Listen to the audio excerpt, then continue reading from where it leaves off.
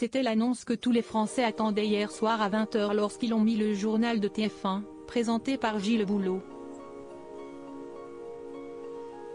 Présent en plateau, Didier Deschamps a pu y annoncer en direct la liste des joueurs qu'il a choisi de sélectionner pour participer à la Coupe du Monde, qui va se tenir au Qatar dans une dizaine de jours.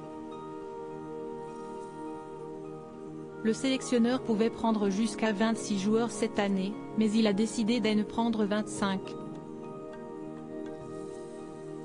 Si on retrouve sans surprise les stars de l'équipe, comme Kylian Mbappé ou Karim Benzema, il y a quelques noms qui n'étaient pas forcément attendus, comme celui de Jordan Verretou.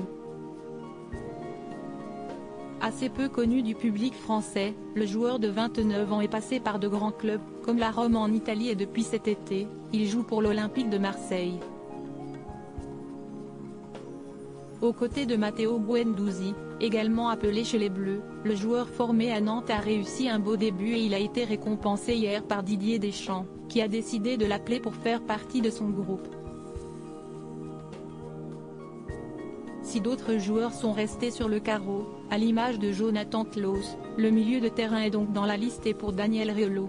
Si ce n'est pas une énorme surprise, il s'agit malgré tout d'un choix un peu surprenant. Il y a le cadeau, ça fait un petit moment que je l'attendais, il est quand même tombé dans l'émission l'After Foot où il intervient chaque soir de semaine. Le journaliste en couple avec Géraldine Maillet est revenu sur ce choix du sélectionneur. Il y a le cadeau, ça fait un petit moment que je l'attendais, il est quand même tombé. Jordan Verretou est dans la liste, démarre Daniel Riolo, avant de lâcher une information assez surprenante. Si est normal, il a changé d'âge il n'y a pas très longtemps, pour aller dans l'écurie de Vadim Vassiliev dont l'employé est Bachir Nehar, qui occupe le poste d'intendant au sein de l'équipe de France, mais nous n'avons rien dit, surtout aucun sous-entendu dans mes propos, aucun. Mais tout de même merci Jordan Verretou d'être là. Mais si est juste une information.